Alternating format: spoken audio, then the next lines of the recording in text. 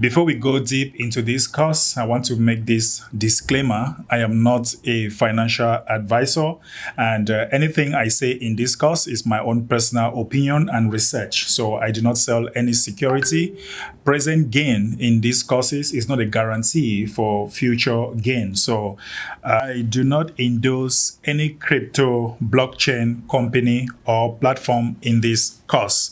I cannot be held liable for any errors or omissions in the course curriculum or any losses that may occur as a result of trading in crypto or others or other security as a result of my own personal opinion.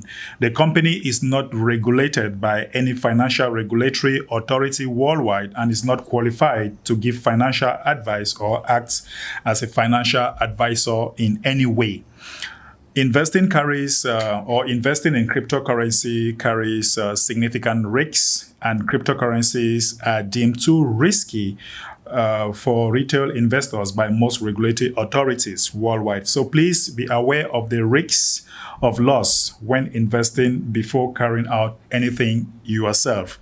I can't formulate a plan or recommendation, and I can't review any updates or plan. I don't know your personal circumstances. I don't know your background, so I cannot be held liable for any losses that you may make as a result of investing in cryptocurrency.